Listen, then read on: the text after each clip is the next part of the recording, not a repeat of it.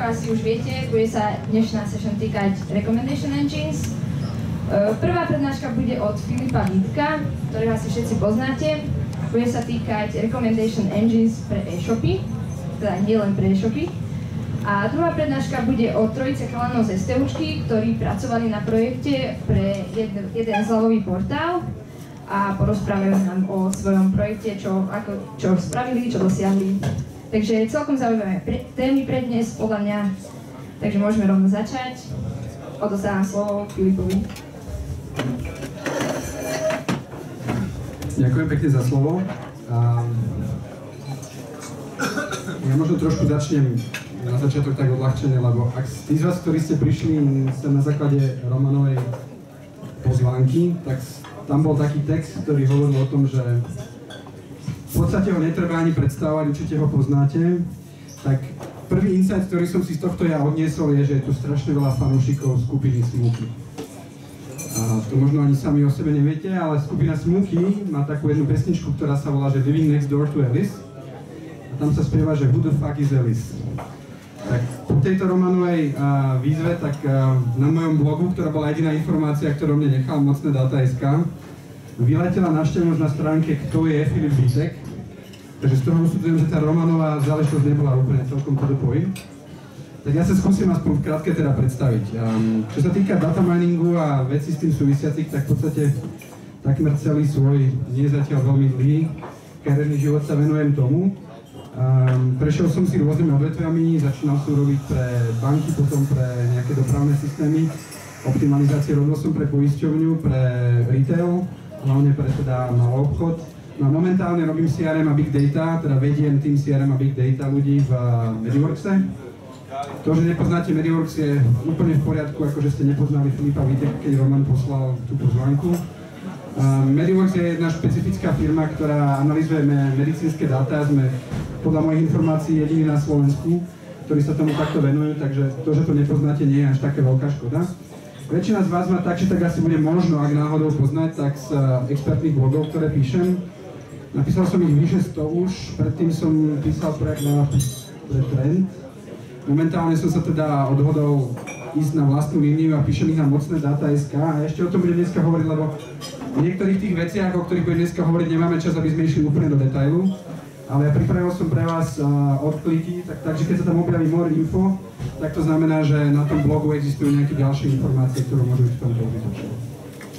Tak, myslím si, že tomuto sme dali za dosť. Už vieme, who the fuck is Alice a poďme teda na to. Čo sa týka Recommendation Engineov, čiastočne aj Roman už to naznačil v tej pozvánke na tento session, tak problém toho celého je, že keď si zoberiete také typický ukazovateľ toho, ako vyzerajú snaha o kvalitné recommendation engine, to znamená napríklad súťaže na Kaggle, predpokladám, že poznáte tento portál, tak to, čo sa tam snažia tí súťažiaci, je získať čo najlepší model, čo sa týka predikcie. No potom sa stávajú také veci, ako sa stalo napríklad v svetoznámom case Netflixu. Netflix si tiež zadal na Kaggle teda požiadavku, aby vyrobil pre Netflix, teda tá komunita vyvinula pre Netflix čo najlepší odporúčací model. Oni vtedy ešte robili len DVD požičovňu. To znamená, že pochopiť, aké filmy klientom odporúči na základe toho, čo už videli. No a čaro toho celého je, že keď potom sa na to pozriete, tak tie modely, ktoré bývajú výpočtovo najsilnejšie, nebývajú tie, ktoré bývajú reálne použité. A takto žiaľ Bohu bolo aj v tomto prípade Netflixu, kde oni zaplatili $1 000 000 za ten algoritmus a potom ho nepoužili. Prečo ho nepoužili? Tak nie preto, že bol zlý, on bol naozaj relatívne dobrý. Prinášal dosť zaujímavé zlepšenie toho ich fungovania. Problém toho celého bol, že nebol dostatočne užitočný. Takže to, čo chcem ja dneska v tej svojej prednáške vám povedať, je, že budem hovoriť aj o tej modrej strane, to znamená, ako ten model urobiť výpočtovo dostatočne silný, ale poviem úplne otvorene, že chcel by som sa významne pomenovať aj tomu, ako ten model urobiť užitočný. Pretože pokiaľ taký model budete vyvíjať pre nejakého koncového zákazníka, ako sme to boli my, že to nerobili sme pre svoju potechu alebo pre nejakú súťaž na Kaggle, tak je dôležité pre vás, čo to tomu zákazníkovi reálne priniesie. Takže skúsim sa to vybalancovať. Takže poďme najprv na tú modrú časť. Možno by sme si mali povedať, že čo je teda odporúčací algoritmus vo všeobecnosti, lebo o tom tiež existuje veľa polemík a nesprávne sa to pomenováva. Takže keď ja budem dneska hovoriť o odporúčacom algoritme, alebo teda recommendation engine, tak budem mať na mysli to, čo sa vám zobrazí dole na Amazone, keď si nalistujete nejakú knižku, nejaké ďalšie odporúčané knižky. Teraz to nie je úplne fair, lebo Amazon tam má viac vecí, ktoré sa zobrazia, a k tomu sa dneska ešte dostaneme, ja som úmyselne vysvetlil iba jednu. Ale teda pre tých ľudí, ktorí sa tomu nevenujú možno na dennodennej báze, len veľmi bazické spojenie sa v informačnom pochopení. Ten engine môže byť buď crowdsourcingová vec, to znamená, že veľa užívateľov vyjadruje nejakú svoju preferenciu a na základe toho sa ten engine skladá. Takto si to väčšina ľudí predstavuje. My si dneska povieme, že ten engine vôbec nemusí mať žiadnych užívateľov a napriek tomu môže fungovať. Dokonca na vytreňovanie takého engineu môžete vychádzať zo situácie, keď nemáte teraz na tom e-shope žiadneho zákazníka. I to je trošku zaujímavá téma, na ktorú sa zabúda. Takže bude to nejaká crowdsourcingová záležitosť, alebo je to matematická analýza, ktorá naopak s tým ľudským rozmerom nemá nič spoločné. V obidvoch prípadoch to ale končí tým, sa to snaží prezentovať ako nejaké ľudské odporúčanie. Okay? To znamená, že voči tým ľuďom, ktorí majú ten engine používať, sa to tvári ako, že OK, toto ľudia ako ty, alebo ľudia, ktorých trápilo toto, alebo ľudia, ktorí si pozerali takú a taký produkt, tak toto si nakoniec vybrali. No, a to, o čom budem ja dneska hovoriť, že pre väčšinu e-shopov, alebo teda portálov, ktoré niečo predávajú, je toto bytostne dôležitá vec na to, aby zarábali. U väčšiny zákazníkov, ktorými sme my toto diskutovali, tak tie engine dokážu pridať dodatočných 4, 5, 6, 7% k tržbám. Len pre ilustráciu, väčšina tých e-shopov beží s maržou tak 3-4%. To znamená, že pokiaľ toto dokážete urobiť, tak s veľkou pravdepodobnosťou zdvojnásobíte ich efekt, ktorý oni z toho majú. Čiže je to naozaj veľmi závažná vec. Dobre, takže dosť bolo začiatku, poďme na to. Na začiatku treba upratať v tom, že aké vlastne recommendation enginy môžu teoreticky fungovať v tom praktickom svete. Existujú 3 kategórie, ja postupne rozoberiem každú z nich, nepôjdem až tak veľa do hĺbky, ale na niektoré z nich sa budem odvolávať v tých blogoch, tak potom to môžete dočítať. To znamená, ten základný princíp je propenzitný, potom existuje nejaký collaborative filtering, to je to, čo súvisí s tým crowdsourcingom, a potom existuje samostatná kapitola, ktorá sa nesprávne nazýva collaborative filtering, ale v skutočnosti sú to nejaké dekompozičné prístupy. Žiaľ Bohu, a tým by som rád začal, existuje ešte jedna možnosť, existuje strašne veľa simplicistických prístupov, ktoré nie sú v skutočnosti recommendation enginemi, ale veľmi často sa za nich vydávajú. Tie dôvody, prečo pochopíme neskôr, začal by som práve od toho, že ako to nerobiť. A ja som si úmyselne vybral jedno odvetvie, aby to bolo fair, ale žiaľ Bohu, keď sa pozrete na slovenské e-shopy, tak drvivá väčšina e-shopov má jeden z týchto 3 simplistických prístupov zavedený ako recommendation engine. Alebo teda ako predstieranie recommendation engine. Tá prvá sa volá, že offer of the month. To znamená, vôbec to nie je nejaké odporúčanie, ale je to niečo, čo ja chcem teraz promovať. A to tam proste ládujem všetkým. Okay? Keď si reálne zoberiete, toto je vaša lekáreň, 3. najväčšia lekáreň na Slovensku, tak na ich e-shope nenájdete žiadny odporúčací engine. Nájdete tam iba offer of the month, ktorý je konštantný. Jedno, čo si dáte do košíka, čo ste si kúpili, či sa už zalogujete, či sa odhlásite, stále tam budete mať len túto záležitosť. Takže takto si oni predstavujú recommendation engine. Samozrejme, blbé na tom je, že keď máte nejaký offer of the month, tak veľmi často na to máte aj marketing, ktorý tam dovedie tých ľudí. Takže s veľkou pravdepodobnosťou to, čo ponúkate, už ten klient má priamo v košíku, lebo to je ten dôvod, kvôli ktorom na tú stránku prišiel. Čiže to je úplný fail prvej kategórie. A druhá vec je, že teda to nemá žiaden súvis s tým nákupom toho klienta, takže nazvať to odporúčacím engineom je dosť drze. Ale napriek tomu teda oni vám tam dajú informáciu, že mohlo by vás zaujímať ešte. Druhý taký, ktorý má Pilulka.sk, to je zhodou okolností 4. najväčšia na Slovensku, lekáreň online, tak tam má princíp ten, že dáva top sellerov z celej histórie. To znamená, keď si pozrite, čo sa najviac predávalo od začiatku fungovania toho e-shopu, tak tie sú tam pekne za sebou zoradené. A zase je úplne jedno, čo si vydáte do košíka, čo si naložíte, čo si vyberiete, čo si odkliknete, ako sa prihlásite, čo o vás viem, je to absolútne ignorované. Stále vám bude ponúkaná tá istá sada dookola. Toto si myslím, že aj na takéto prvé počutie, a tým bož, keby ste boli zákazníci, vás dosť značne bude iritovať. Takže toto je podľa mňa dosť nevhodný prístup z toho titulu, že to absolútne ignoruje klienta a je z toho zjavné, že to vôbec nemá byť odporúčanie, ale je to nejaký sales pitch toho, ako sa presadiť. No a posledný, Benu, čo je druhá najväčšia lekáreň na Slovensku, tak tí zase majú odporúčanie z tej istej kategórie. To znamená, že vyberiete si treba Zibalgin, toto je reálna fotka ich stránky, a ponúkne vám Paralen alebo iný druh lieku proti bolesti. Toto sa už dá nazvať recommendation engineom, ale žiaľ Bohu veľmi hlúpym. A ten primárny dôvod, prečo je to hlúpe, je, že keď sa nad tým zamyslíte, pokiaľ tieto dva produkty sú navzájom konkurenčné, tak jediný dôvod, prečo by som si zobral tento, je, že je lacnejší. To nie je pravda. Dobre, OK. Môžeme o tom podiskutovať, ale v realite pre tento druh obchodu, ktorý sa zaoberá ako keby navzájom nie komplementárnymi, ale teda konkurenčnými produktmi, tohto druh odporúčania nedáva až taký veľký zmysel. Navyše, a to už teda neviem, že sa z publika nezdvihne, že to nie je pravda, pokiaľ odporúčate tú istú kategóriu, tak nezvyšujete počet sortimentov, s ktorými ten zákazník pracuje. Stále zostávate v tom istom obsahu, to znamená, obsluhujete stále tú istú jeho potrebu, aj keď možno rôznymi produktmi. Čiže tieto tri prístupy sú veľmi časté, ale poväčšinou nevedú k nejakému zmysluplnému úspechu. Čiže poďme si povedať tie, ktoré dávajú nejaký zmysel. Takže najprv ten propenzitný prístup. To je niečo, čo si väčšina z vás, ktorí robíte s machine learningom, budete vedieť spočiatku veľmi dobre predstaviť a potom vás to bude možno trošku desiť. A tá prvá vec je, že dáte si dokopy nejaký profil klienta, ak ste menšia firma, niekoľko 100 parametrov, ak ste väčšia firma, niekoľko 1000 parametrov o tom klientovi, ktoré sú ideálne behaviorálne, a na základe toho dokážete skladať jednoduché propenzitné modely. Môžu to byť regresie, môžu to byť stromy, môžu to byť neurónové siete, to teraz ja rozoberať nebudem, ale pre každý z tých produktov, ktoré chcete, aby bolo odporúčané, tak si spočítate pravdepodobnosť toho nákupu toho produktu pre každého z klientov. No a samozrejme, keď to robíte pre všetky produkty, ktoré chcete promovať, tak dostanete nejakú maticu, ktorá bude vyzerať asi takto nejako. To znamená, každý klient bude mať naskorovanú pravdepodobnosť, že každý produkt, ktorý chcete riešiť.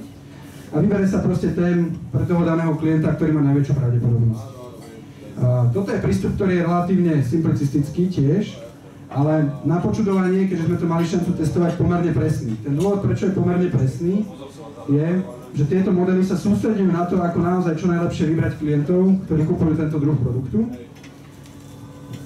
A navyše sa dá ešte urobiť taká zaujímavejšia vec, že OK, neberiem to takto naivne, lebo toto optimalizuje to oslovenie. Môžem optimalizovať prínos toho celého a povedať si, že OK, je síce fajn, že tento produkt je o niečo viac pravdepodobný ako tento, ale keďže tento stojí 1/3 a tento 3-krát toľko, tak je rozumnejšie to ponásobiť ešte nejakým vektorom prínosu toho produktu. Hej? Čiže potom ten efekt, ktorý rátam, nie je už len pravdepodobnostný, ale má nejakú monetárnu hodnotu a môžem sa reálne rozhodovať o tom, že ktorý prinesiem. Dobre, po každej sekcii skúsim povedať, že z mojich skúseností plusy a minusy tohto prístupu. Takže, ten prvý prístup, že je to naozaj precízna predikcia. To znamená, ten model sa dosť presne zaujíma o to, ako odhaliť klientov, ktorí presne toto kupujú. Má to samozrejme aj svoju odratenú stránku, k tomu poviem za chvíľu. Ďalšia vec, že je to dobre automatizovateľné v čase, lebo tento druh machine learningu, pokiaľ si nechcete hojkať v nejakých vysokých liftoch, sa dá robiť aj v cykloch strojovo. To znamená, že napíšete si proste skripty, ktoré to budú riadiť a vy v podstate môžete nechať ten engine bežať autonómne, viac menej bez toho, že by ste do toho zasahovali.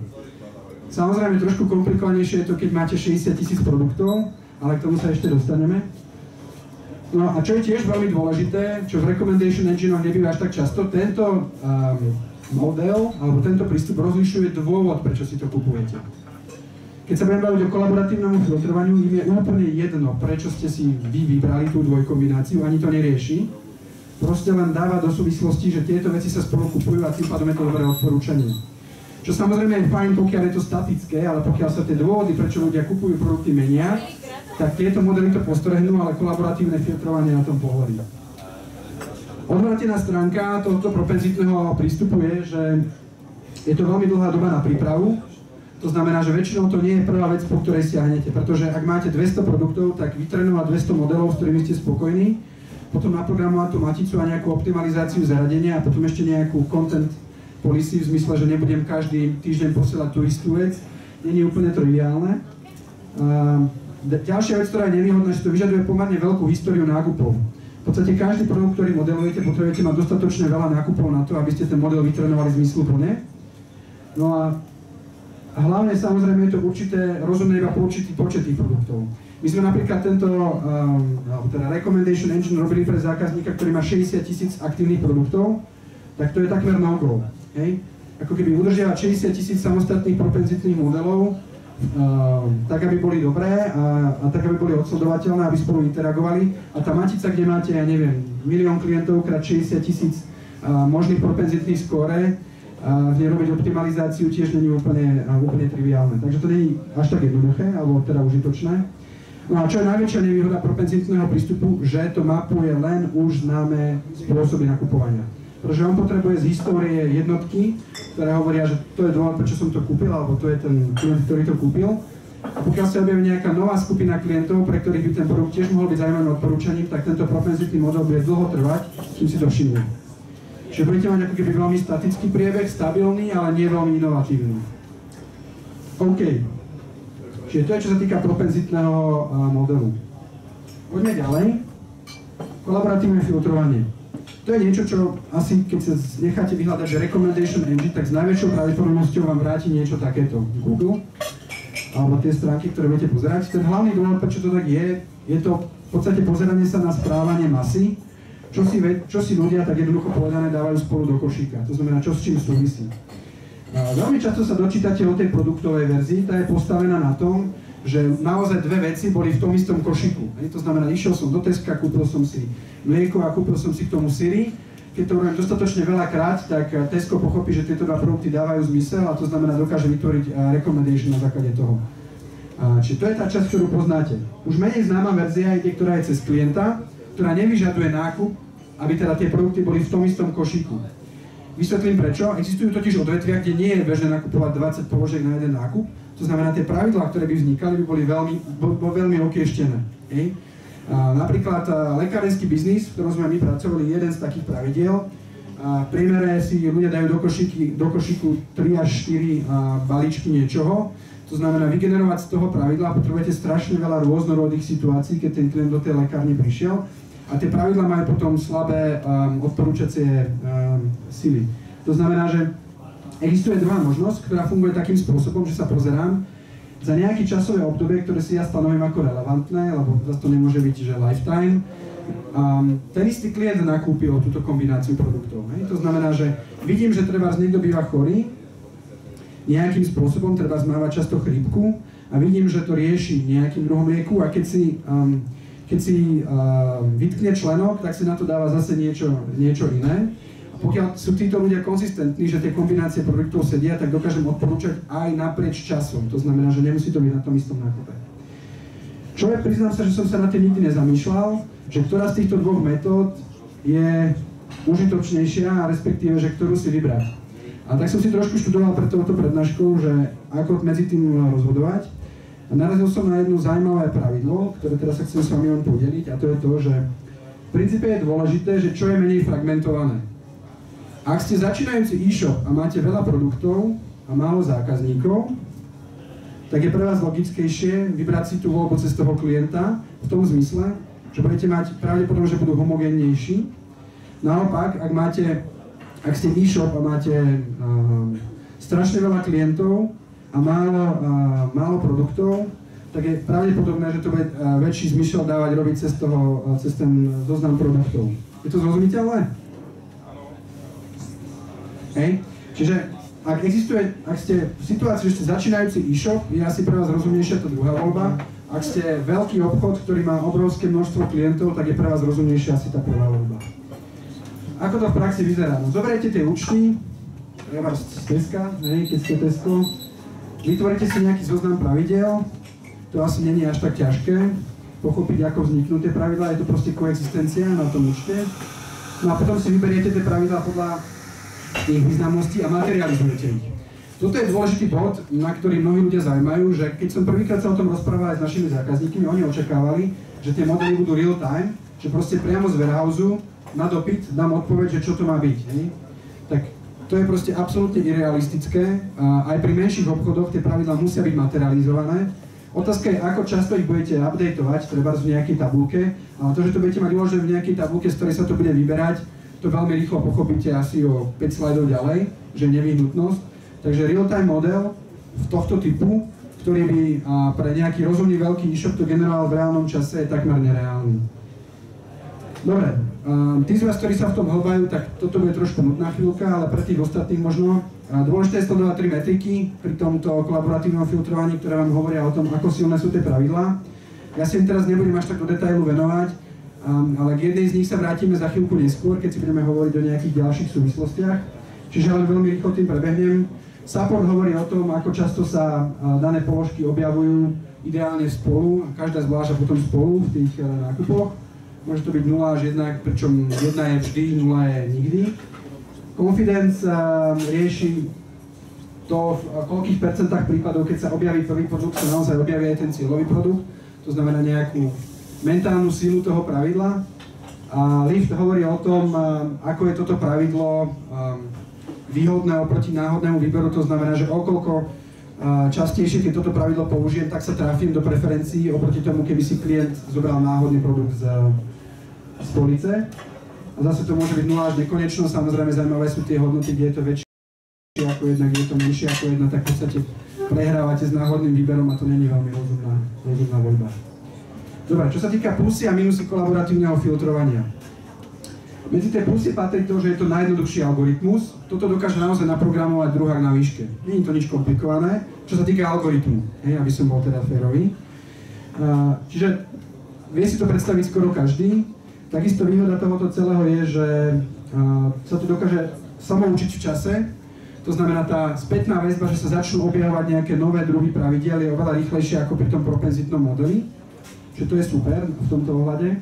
Je to aj ľahko nasaditeľné, lebo v konečnom dôsledku skončíte s nejakou tabuľkou pravidiel, do ktorých si môže nejaká web servisa alebo web stránka priamo šáhať. To znamená, že sa to dá veľmi ľahko implementovať.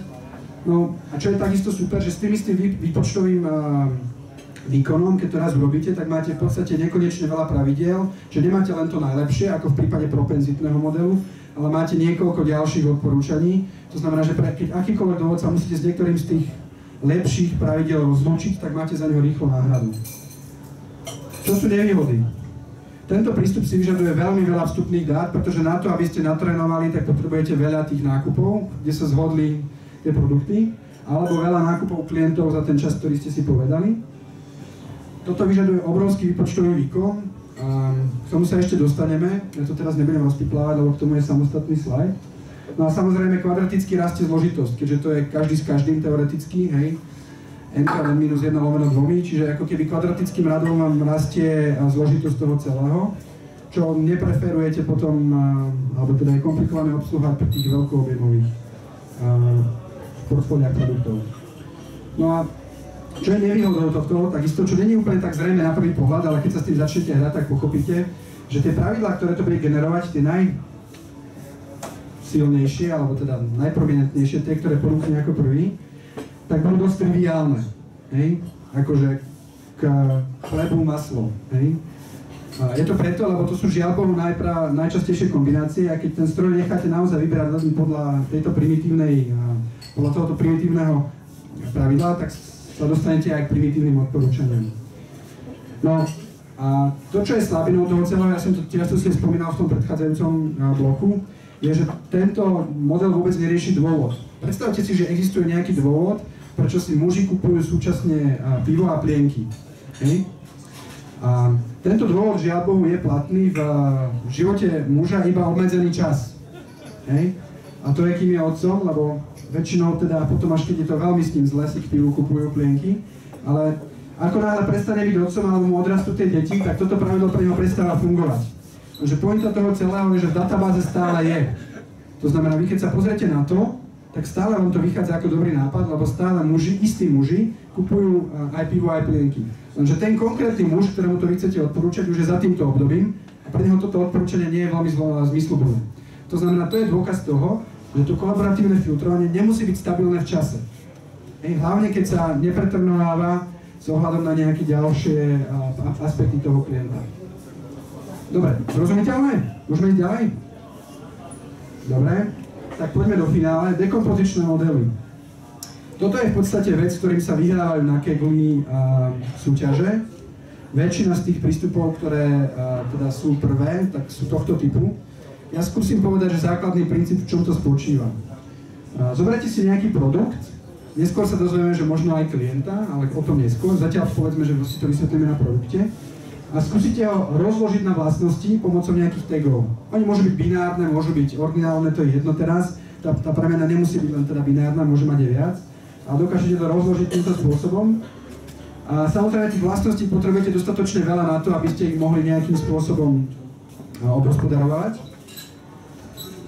No, aby sme si to vedeli predstaviť, tak zoberme si treba e-shop s knihami, alebo teda obchod s knihami, tak to, čo môže byť tá dekompozícia. Akú to má väzbu? OK, paperback. Akom je to jazyku? V angličtine. Aký je starý autor, ktorý to napísal? To niečo hovorí o tom asi, že o čom môže písať, lebo 60-roční ľudia väčšinou píšu o iných veciach ako 20-roční ľudia v svojich knihách. Či je to začínajúci autor?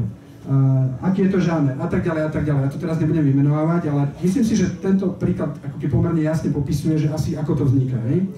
Čaro tohoto celého je, že aby ten model fungoval, potrebujete mať takýchto parametrov tisíce. Hej? Pretože keď si zoberiete, že koľko variácií existuje len v možnosti, že aký je to žáner tej knihy, tak keby ste to mali mať binárne flagy, tak si dovolím tvrdiť, že ich bude niekde k stovke.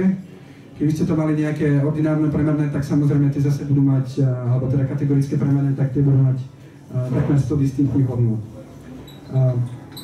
Tento prístup ale sa dá uplatniť aj na ľudí. Nielen na produkty, to znamená, že tým predmetom tej predikcie, hľadanie tých spoločných vecí, ktoré tušíte, že za chvíľu sa bude diať, môže fungovať aj na ľuďoch. To znamená, že pokiaľ ja mám produkty, ktoré sa napríklad nedajú dobre dekomponovať na nejaké takéto vlastnosti, tak to môžem urobiť so zákazníkmi, ktorými to robím. Čiže je to ako keď si ich postavíte do nejakej rady, akurát, že tých kritérií, ktoré porovnávate, je zásadne viac.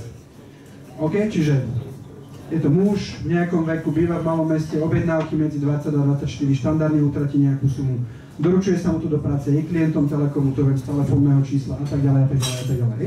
Čiže rovnaký spôsob, ako dokážem urobiť pre produkt, dokážem urobiť pre človeka. A potom nemusím hľadať ako keby odporúčanie v zmysle, ktorému produktu sa podobajú, ale že ktorí ľudia majú spoločné niečo a dávať ich dokopy a tým dávať rovnaký druh odporúčaní. Som zrozumiteľný? Dobre, OK. Tak poďme ďalej. Čo sa potom udeje? No, potom potrebujete nejakú ťažkú štatistiku na to, ako z týchto rozložených vlastností dosiahnuť tú podobnosť. To znamená, ako vytušiť to pojítko medzi tými záležitosťami. A tam sú pomerne sofistikované veci. Najčastejšie sa používajú teda aspoň podľa mne dostupných informácií tieto tri. Čiže tu sú to teda Boltzmannové stroje, alebo sú to Singular Value Decomposition, alebo sú to metódy najbližšieho suseda, ktoré sú asi najtriviálnejšie a neveľmi užitočné v niektorých prípadoch. Dneska tu nebudem rozoberať jednotlivé veci do detailu. Je tu dole blok, ktorý je k dnešnému dňu, kde sú popísané detailne, aj sú tam aj source cody, ako sa to dá naprogramovať, buď teda v R-ku, v Pythone alebo v niečom podobnom. Takže ak vás to bytostne zaujíma, tak tam si môžete nájsť viac informácií. Ja sa tomu dneska nebudem venovať, pretože by som to pokladal za trošku zbytočné a ani nenáležité z mojej strany. To, čo sa potom udeje, nejakým spôsobom, ktorý tu je popísaný, sa podarí vybrať tie produkty, ktoré sú k sebe najbližšie, alebo tých klientov, ktorí sú k sebe najbližšie. No a potom ale ešte nastáva jedna dôležitá vec, že predstavte si, že všetky tieto informácie, ktoré máte tu zhromaždené, treba o tom človeku, potrebujete vedieť pri jeho prvom nákupe. Vy tieto informácie samozrejme nemáte, napriek tomu chcete dať urobiť nejaké odporúčanie. Čiže v tej situácii máte dve možnosti. Buď sa rozhodnete si urobiť nejaký proxy parameter, to znamená, vidíte, že niektoré z týchto vecí sú korelované s niečím iným a použijem to ako zástupný parameter, potom môžem to odporúčanie použiť tak, ako je. Alebo ak to nie je reálne, tak sa musím vzdať toho, že to odporúčanie budem vedieť dať a dám nejaké generickejšie odporúčanie, k tomu sa tiež ešte dostaneme dneska. Druhá vec, ktorú si musíte sami zvoliť, je ako surprising to odporúčanie má byť. Pri kolaboratívnom filtrovaní som povedal, že tie prvé veci, ktoré vám vyskočia, budú tie najtriviálnejšie. A pokiaľ to nejakým spôsobom neošetríte, tak toho klienta veľmi neprekvapíte.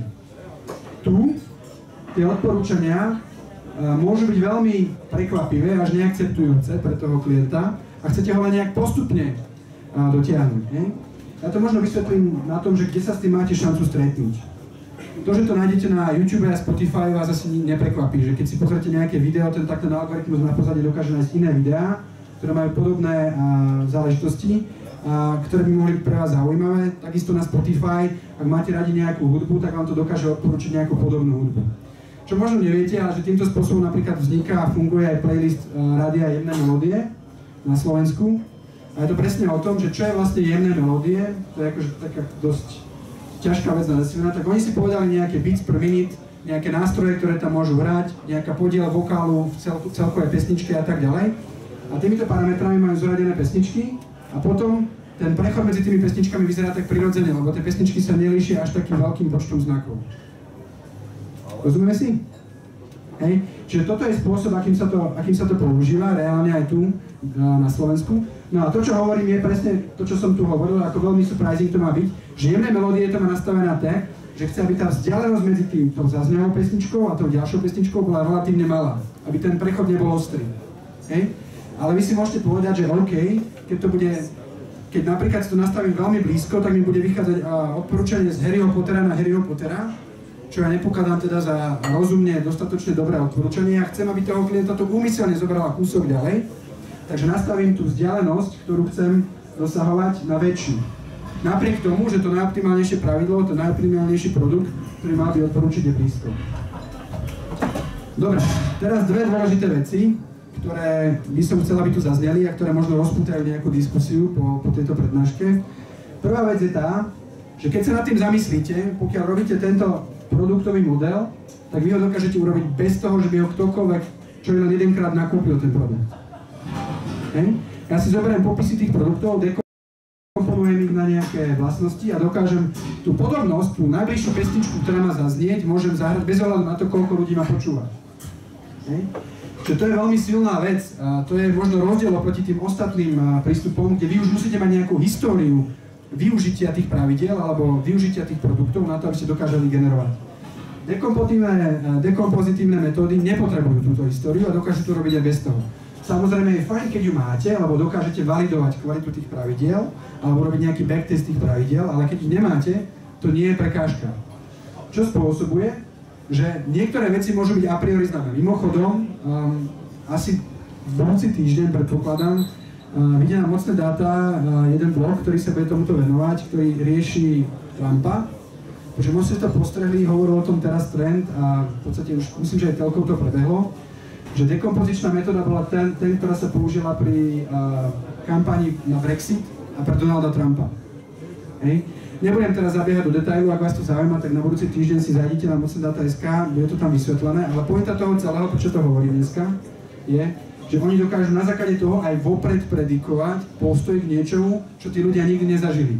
Pretože keď ja viem, ako vyzerajú ľudia podobne, tak viem, akú bude mať odpor alebo blízkosť k téme, ktorú sa oni reálne nezaoberali. Takže oni napríklad vedeli, aký bude postoj ľudí voči tomu, že zavedieme učiteľecké pravidlá prísne v Amerike, tak to mali odmerané a vedeli, že sa im to oplatí na tú tému bullshit, napriek tomu, že intelektuálny establishment ich za to proste mlátil po novinách. Ne? Čiže to je spôsob, akým sa dekompozičné veci momentálne používajú, je to psychografika samozrejme, ale je to presne tento princíp. To znamená, že vopred viete odhadnúť. Myslím si, že v politickom marketingu sa momentálne tie dekompozičné prístupy budú používať veľmi často. Dobre, aby som uzavrel túto oblasť, takže plusy a minusy. Zjavným plusom je to, čo som povedal pred chvíľou, že na dekompozičné prístupy nepotrebujete nakupnú históriu, čo je obrovská výhoda. A zároveň to dokáže vygenerovať nové pravidlá. Ani propenzitné modely, ani kolaboratívne filtrovanie vám nevytvoria ako keby nový druh zákazníkov pre daný produkt, pretože len kopírujú už existujúce vzorce správania, na základe ktorých sa to machine learningovo naučí. Čiže výhodou dekompozičných prístupov je, že vám dokážu vytvoriť taký ten, že aha, na toto som nemyslel, taký ten Spotify efekt, že toto je zaujímavá pesnička, kto to spieva, to by som si mohol kúpiť album. Čiže toto je ten rozmer, ktorý to prináša. Takisto veľmi fajn je, že teda toto je veľmi pozitívne vnímané zo strany klientov. Keď zoberiete všetky tri druhy spôsobov, ako môžete odporúčiť, tak toto vyvoláva najväčšiu customer satisfaction, to je odmerané reálne na nejakých príkladoch. No a ďalšia vec je, že to dosahuje najlepšie výsledky. To je logické, že tie posledné dve veci súvisia, že keď ľudia majú pocit, že je to dobré odporúčanie, tak ho reálne aj využívajú. Čiže ak máte na to, aby ste takýto model zrealizovali, tak je to super, lebo budete mať konkurenčnú výhodu oproti ostatným firmám. Dobre, nevýhod tam tiež není zrovna, ale málo, aby sme boli na to opatrní. Tá prvá je, že je to najzložitejšie na implementáciu. Ako tie štatistické metódy, ktoré tam boli podpísané, či SVDčko alebo RBMko, nie sú úplne triviálna matematika. A na to už naozaj potrebujete ako keby ani nie, že individuálneho data scientistu, ale možno sadu data scientistov, ktorí sa tým budú zaoberať, lebo je tam veľmi veľa analytickej práce, ktorú treba urobiť. Ďalšia vec, že to vyžaduje obrovský výpočtový výkon, že to nie je to hračka, ktorú si spustíte na svojom domácom pecku z večera do rána. A ďalšia vec je, že to pre niektoré typy produktov nevhodné. Skúste si predstaviť, že vy ste boli papierníctvo a potrebujete dekomponovať papierovú obálku bielu A6-kou. Tak tých parametrov, ktorých sa o tom dá povedať, je, že farba, ostrosť toho uhla, ktorým sa tá obálka zatvára, spôsob lepidla a to je tak asi všetko, čo mi napadá. Čiže ako keby tento druh produktov je veľmi ťažké dekomponovať na nejaké vlastnosti, ktoré by sa dali potom hľadať podobnosti. Takže pre veci, ktoré sú blízko komoditám, tento prístup nie je veľmi šikovný. No a posledná vec je, že vy potrebujete na to, aby ste tento prístup mohli zrealizovať nejaký nástroj, ktorý dekomponuje tie pravidlá na tie vlastnosti. No lenže keď máte 20 000 alebo 60 000 produktov, tak potrebujete, aby to robil stroj. Pretože nikto si nevie predstaviť, že teraz niekto sadne za 60 000 produktov a o každom z nich vyplní tisícriadkový vektor o tom, že ako to funguje. Čiže potrebujete nástroj, ktorý dokáže tie vaše produkty dekomponovať strojovým spôsobom. Pre niektoré veci to ide dobre, pre niektoré veci to ide komplikovanejšie. Typickým príkladom, keď ste e-shop a predávate produkty niekoho iného, tak mať dostatočne ako keby detailný popis toho produktu je niekedy komplikované. Pokiaľ vy máte svoje vlastné produkty, tak si môžete napísať nejaký algoritmus, ktorý bude vygenerovať tie vlastnosti. Ale pokiaľ sú to cudzie produkty a vy ich len ako keby sprostredkovávate alebo predávate ako tretia ruka, tak je to pomerne komplikované. Čiže v takom prípade sa s tým dá bojovať rôznymi spôsobmi. Typickým spôsobom, ako toto bojujú e-shopy, je, že nechajú písať odporúčania. Amazon a podobné firmy nepíšu odporúčania len kvôli tomu, teda nechcú od klientov odporúčania len kvôli tomu, aby vedeli, ktoré knihy sú dobré alebo nie, to si oni vedia urobiť nejaký expert review, ale kvôli tomu, aby tí klienti, keď píšu tie odporúčania, tak vytvorili dostatočne veľké text fily, ktoré potom môžu byť data minované práve na takéto vlastnosti. Čiže spôsob, akým to robia, je, že používajú tie poznámky a tie komentáre na to, aby ľudia crowdsourcovo generovali tie popisné parametre. Dobre, tým sme dobehli tie tri, ja sa ich skúsim trošku aj porovnať. To, čo som spravil, je, skúsil som urobiť, že nejakú cost-benefit analýzu toho jednotlivých druhov, ktoré existujú. Takže najprv je tá horná časť. Podal som si 5 kritérií, ktoré sú pre vás dôležité, preto aby ste to mohli implementovať. Poprvé nejaká náročnosť výpočtov, náročnosť udržiavania, zložitosť toho automatického behu, to znamená, že ako veľa sa o to musím starať po tom, čo to zavediem, počet klientov, ktoré potrebujem na trénovanie, alebo počet nákupov, ktoré potrebujem na trénovanie. Tými štvorčekmi z 5 som sa pokúsil vyjadriť nejaký svoj expertný odhad z toho, že koľko čoho to potrebuje. A to, čo som potom spravil, veľmi jednoducho, nesofistikované, spravil som nejaký ako keby vážený priemer tej zložitosti pre jednotlivé kritériá. A vidieť z toho veľmi pekne, že ten kolaboratívny prístup je určite najjednoduchší na implementovanie. Čo nie je až tak prekvapivé. Čo je zaujímavé, že teda v tomto jednoduchom porovnaní tie propenzitné a dekompozičné vyzerajú plus minus rovnako. Ten dôvod, prečo tak je, keď sa pozrite, je tu, že tieto propenzitné začínajú byť strašne náročné na výpočtový výkon a na počty nákupov, ktoré potrebujete v prípade, že máte veľa tých produktov. Keď teda tých modelov treba vygenerovať veľa. Druhú vec, ktorú som robil, že OK, poďme sa relatívne pozrieť na to, že čo to prináša. Takže, aká je odporúčacia sila, aké sú učenia v čase, to znamená, či sa dokáže ten algoritmus zlepšovať, ako je to prínosné pre e-shop s málo produktami, ako je to prínosné e-shop s veľkým počtom produktov.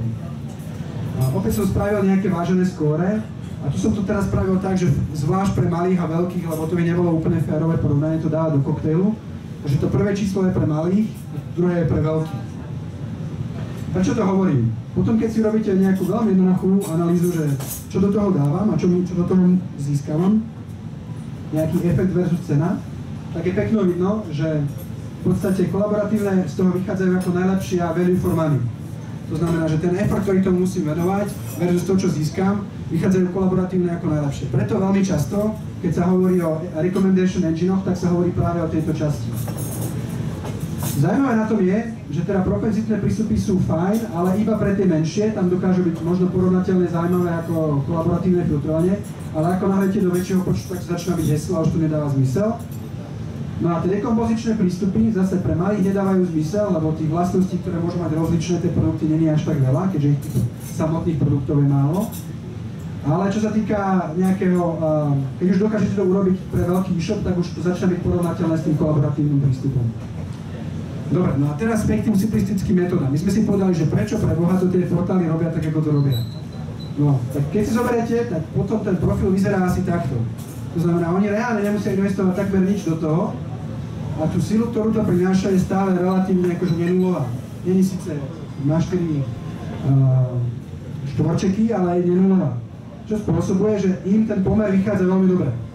Čiže žiaľ Bohu, pre nich to nie je len akože roztopáš, ale je to pragmatické rozhodnutie, to znamená, kým si nemôžu dovoliť niektorý z týchto troch prístupov, tak ten pomer cena-výkon je stále pre nich dobrý a preto to robia tak, ako to robia. Je to smutné, ale žiaľ Bohu je to tak.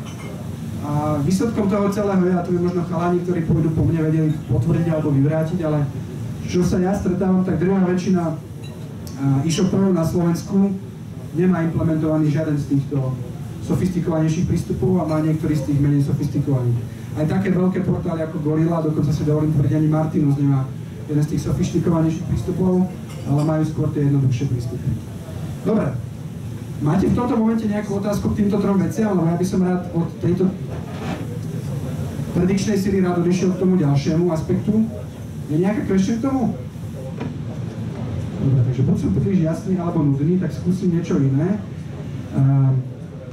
To, čo je pre vás asi najužitočnejšie, ale je, že v podstate existuje pomerne veľa literatúry, ako naprogramovať tie veci, ktoré sme si predtým ukázali. Ale to, čo vám už nikto nepovie, ako to reálne používať. Takže zvyšok toho svojho speaking timeu by som rád venoval tomu nepomeru, že výrazne viac budem hovoriť o tom skutočne užitočnom. A keďže najčastejší spôsob, akým sa to robí, je kolaboratívne filtrovanie, tak druhá väčšina toho, čo budem hovoriť, bude o kolaboratívnom filtrovaní. Ale niektoré z tých vecí, ktoré budem hovoriť, sa týkajú aj dekompozičných prístupov. Takže, zoberte si nejakú učiacu krivku toho celého. Takže na začiatku druhák na výške naprogramuje kolaboratívne filtrovanie a dostane nejaké odporúčanie.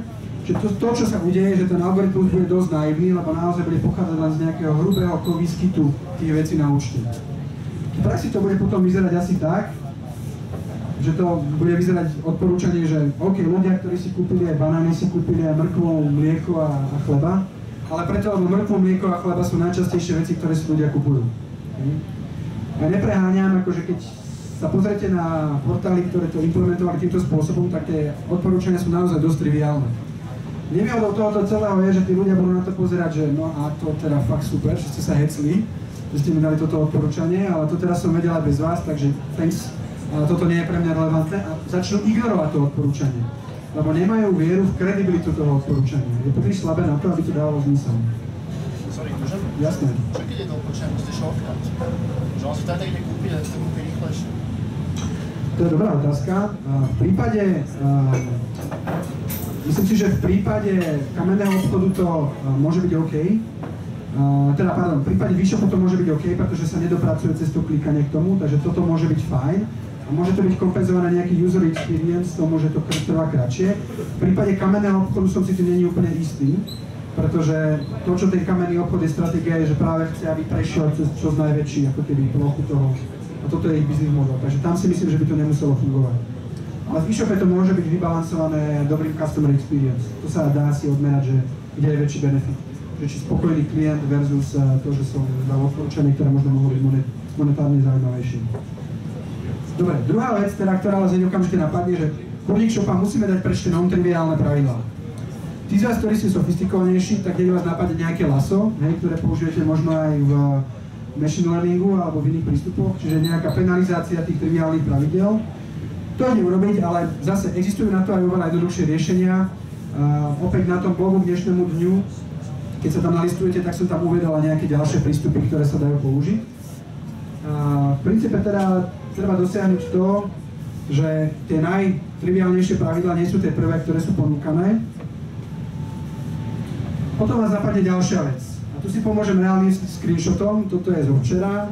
Príďte na stránku Martinosu, vyberete si túto knižku, ktorá je mimochodom veľmi dobrá, a to ešte dneska budeme hovoriť.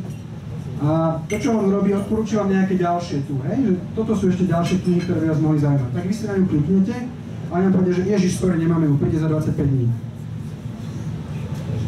Tak toto je jeden screenshot, hej? To je akože zo včera. Čiže toto je asi dosť veľký fail pre niektoré typy vecí. OK, keď to má byť liek proti bolesti, tak je to obrovský fail. Keď je to knižka, možno Martinus vie, že tí ľudia sú ochotní 25 dní počkať a tým knižku, ktorú budú mať 50 dní, už do odporúčaní nedajú, ale aj tak si myslím, že je to dosť veľký hazard. Okay? Toto je úplne asi najväčšia chyba, ktorú vidím v recommendation engine, že nie sú spojené na zásoby. To znamená, že dávajú odporúčania, o ktorých neviem, či naozaj sú využiteľné.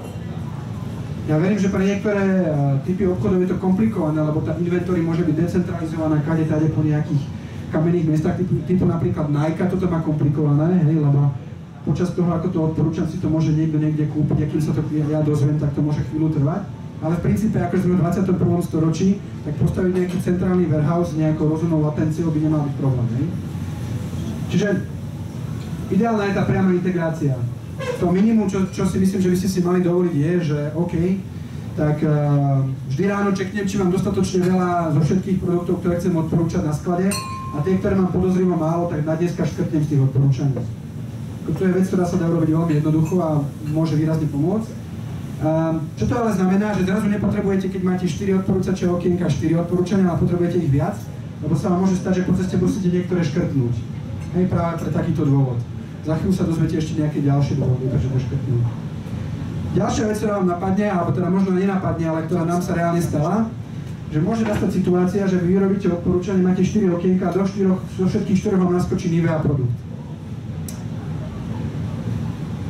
Shit happens, takto to proste pravidlá zistili, že toto sú tie najpravdepodobnejšie produkty. Toto nevyzerá pre klienta veľmi dôveryhodne. Toto vyzerá, že Nivea si zaplatila za to, aby mohla byť v odporúčaniach. Okay? Čiže toto treba ohendlovať v reálnej praxi a treba, žiaľ Bohu, radšej z tých Nivei radšej obetovať za niečo, čo bude o niečo slabšie, ale bude zrejme, že tento e-shop není proste marketingové okno Nivei. Hej? A zase sme sa dostali k tomu, že mám nejaké x pravidiel a budem potrebovať nejaké viac ako x reálne, lebo niektoré z nich možno budem musieť škrtnúť. Je vám jasné, že prečo? Môžeme ísť ďalej? Dobre. Ďalšia vec, ktorá príde do radu, je, že ak máte tovar, ktorý je sezónny, tak proste tie odporúčania sú počítané z celej histórie. To znamená, že keď napríklad veľmi často ľudia si Teraflu kúpujú vitamín C, tak ak si dá niekto do košíka vitamín C, tak mu to ponúkne Teraflu. To je super, len nesmie byť júl. Hej? A problém toho celého je, že väčšinou tie pravidlá sú generované bez ohľadu na časový úsek. To znamená, nie je zohľadňované v tom, v akom čase to pravidlo vzniklo a či je univerzálne použité naprieč časom. Čiže to, čo potrebujete urobiť neskôr, ak máte takéto tovary, tak sú dve možnosti. Teda najčastejšie, buď sa teda rozhodnete, že budete mať, podľa toho, ako máte sezónnosť, mesačná väčšinou postačuje, niekedy stačí kvartálna, sa rozhodnete, že budete mať 12 rozličných odporúčacích tabuliek a každý mesiac ju vymeníte. To je asi tak, čo si viete najjednoduchšie predstaviť. Čo neodporúčam, mať jednu tabuľku, ktorá máte 12 verzií, lebo to vyhľadávanie v nej bude kruté. Čiže radšej odporúčam mať 12 tabuliek, ktoré budete vymieňať, alebo ktoré budete mať rozlične referencované, ale neodporúčam to narvať do jednej tabuľky, to výrazne spomaluje performance vyhľadania toho pravidla. No a potom druhá vec, môžete mať sezónny band, to znamená, že mám niekde tabuľku, kde mám 12 mesiacov a mám uvedené, v ktorých mesiacoch tento produkt môže byť výsledkom odporúčania. A to, čo engine urobí, je, keď príde to odporúčanie, pozrie sa, je teraz vhodný mesiac, áno, zaraďujem, nie je, tak beriem ďalšie pravidlo v poradí. Čiže to sú dva princípy, akým sa to dá bicyklovať pomerne jednoducho. Idete ďalej a zistíte, že OK, ono je to super, ale dostanete sa na to, že muži kupujú pivo a plienky, ako sme sa o tom bavili, hej? Čiže je vhodné mať to nejakým spôsobom segmentované. Ak máte segmenty klientov, tak prudko odporúčam, aby to zohľadňovalo aj ten segment. To znamená, aby boli rozličné pravidlá pre mužov, ktorí majú ešte deti a mužov, ktorí ešte nemajú deti v tomto prípade, ktorý si rozoberáme. Tá detekcia môže byť veľmi jednoduchá, tá nemusí byť komplikovaná, napríklad, či za posledné obdobie ten produkt vôbec kúpil, či tie plienky kupuje, alebo je teraz mimo toho obdobia, keď ich kupuje. Čiže je vhodné mať samostatné pravidlá pre každý segment. Samozrejme, treba byť v tomto hľade opatrný, lebo existujú firmy, ktoré majú desiatky segmentov, to znamená, že keď ponásobíte všetky tie pravidlá desiatkami, tak zase tá komplexita sa brutálne narastá. Druhá vec je, že môžete mať pre každý segment nejaký ranking, to znamená, že viem, že čo je najvhodnejšie a škrtám to od hora. No a tá nirvána tohto prístupu je, že sa to samé učí. Ako to v praxi funguje? Funguje to, že mám zavesený nejaký counter na to, koľkokrát som to pravidlo zobrazil a koľkokrát bolo využité.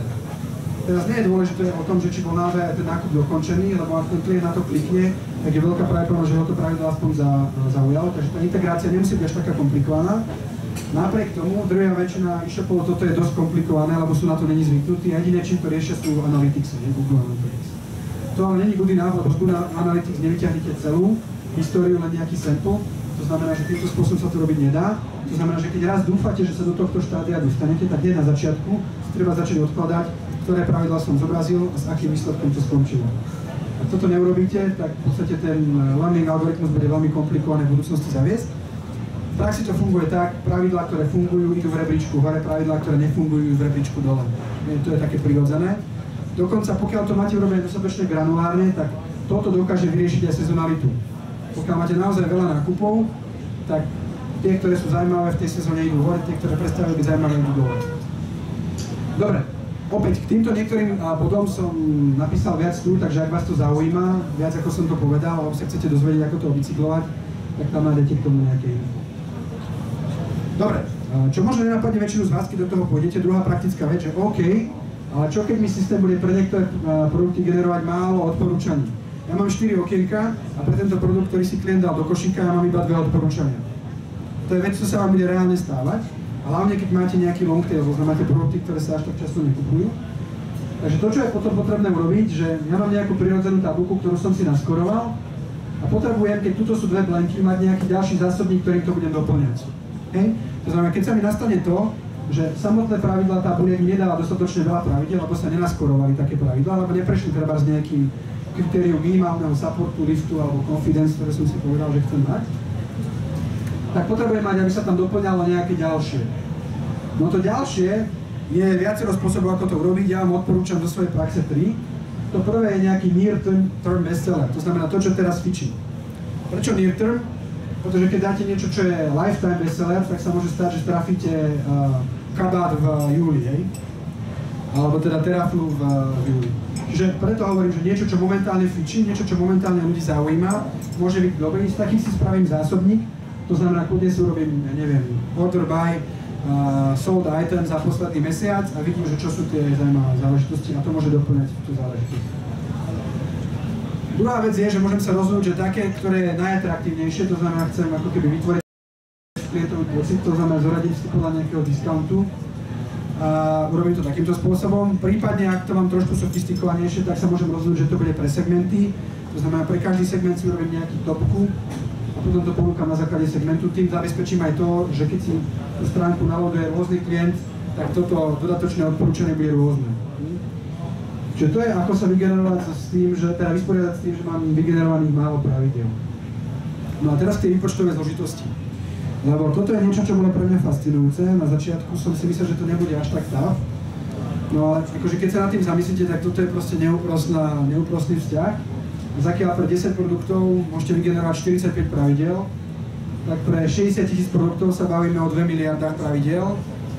Ak do toho dáte nejakú segmenty tých klientov, tak už sme 10 na 11. Ak do toho doplníte sezónnosť, tak môžeme byť 10 na 13. Okay? Akože 10 na 13 pravidiel vypočítať, udržiavať a vyhľadávať v nich nie je úplne triviálna záležitosť. Okay? Tu sa bavíme o veciach, ktoré sú aj akože bežné databázy, ktoré bežia na pozadí e-shopov, nemajú šancu toho zvládnuť. Okay?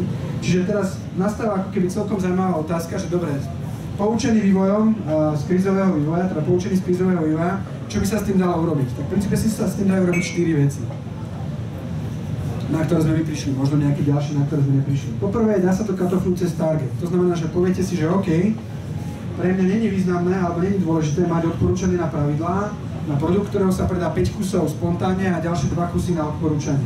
To pre mňa nie je proste zaujímavé. A poviete si, že budem generovať pravidlá iba pre produkty, ktoré mali minimálne 200 predajnosť, alebo minimálne 500. tým rapidne znižíte tú dimenziu, ktorú potrebujete počítať, hej?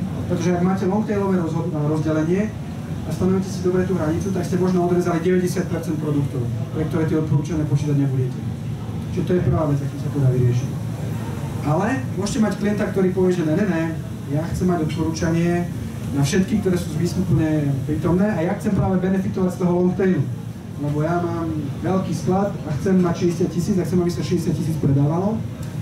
Tak druhé odporúčanie, ktoré v tomto ohľade dať, je odrezať to cez support. Ak si pamätáte tie 3 parametre, ktoré sme spomínali, ktoré sa k tomu vracame, to znamená, pokiaľ viem, že budem trvať na tom, aby sa pravidlo aspoň 10 krát zopakovalo, aby som ho považoval za validné, tak všetky veci, ktoré sa nepredali ani 10 krát, môžem rovno škrtnúť zo zoznamu, lebo tie v žiadnom pravidle figurovať nebudú.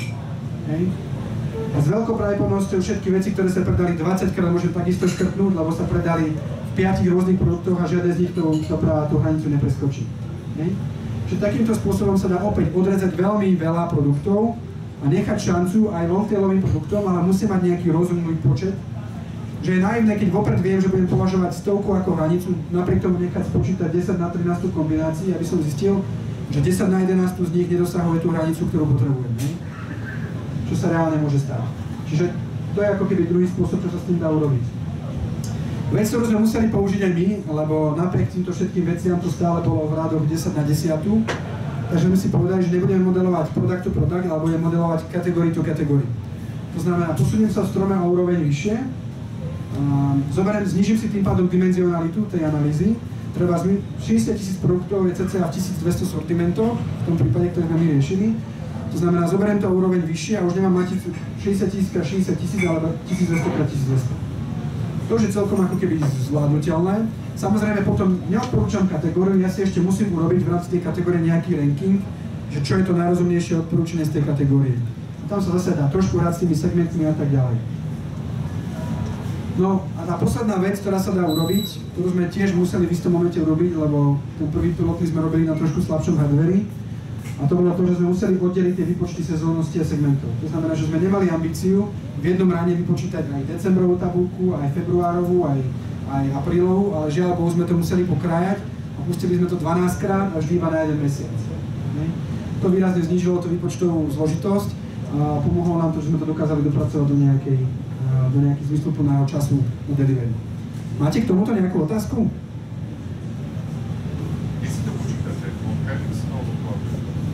Počítame si to na vlastnom hardware, nepočítame si to v cloude, lebo takýto objem dát, alebo takýto objem dát vyfrovať do cloudu asi pre nás nebolo zaujímavé. Hlavne tých počtov nákupov, ktoré za tým musia byť, hej, aby sa to dialo. Ale v princípe na kolaboratívne filtrovanie netreba nejaký zložitý hardware a software, treba skôr to bezmilosť v niektorom prípade, lebo ono to dobehne, otázka je, že kedy. Ne? A keď to dobehne, tak s tým sa dá experimentovať, tak ako som tu hovoril. Keď v tom strome tých produktov spúšťate sa po tej úrovni. Skúsim to zbehnúť na najvyššej úrovni, koľko mi to trvalo. Skúsim to zbehnúť o úroveň nižšie a zistím, že aha, ono to bude kvadratický rast, to znamená, že keď pôjdem ďalej, tak si viem odhadnúť asi, koľko to bude trvať. Tým pádom si viem povedať, že koľko výkonu na to budem potrebovať. Ešte nejaká otázka k tomu? Otázku, keď máte reálne, povedzme, 100 000 zákazníkov každý mesiac, ktorí sa odmíňa, povedzme, 60 000 produktov, ktoré vznikajú, zanikajú, potrebujete to riešiť každý deň. Takýto modelový prípad, myslíte, že je reálny, minimálne na nočný beh? Tie pravidlá vznikajú, zanikajú, je tam nejaká... Tie produkty tiež vznikajú, zanikajú, majú nejakú spoločnú signatúru, viac menej, ale sú to nejaké nové. Či v podstate vaše behy sú reálne na takéto nejaké vzorke na niekoľkých hodinách, povedzme, nočné behy? Dobre, dostal som od organizátorov, pokiaľ že mám opakovať do mikrofónu otázku, tak ja to skúsim zhrnúť, čo bolo otázkou. Že či je reálne toto bežať na dennej báze, keďže produkty pribúdajú, odbúdajú a klienti za deň môžu keby zmeniť to svoje správanie, znala otázka? Dobre, na to sú dve odpovede. Tá prvá je, že treba si uvedomiť, že keď mám 60 000 produktov, tak v tom optimálnom prípade budem mať jeden východzí produkt 60 000 odporúčaní. Ale ja zobrazujem vo väčšine prípadov top 5. Lenže top 5 by muselo toľko veľa klientov za včera nakúpiť, aby sa zmenilo top 5, že to není reálne. Takže áno, tie pravidlá sa menia, ale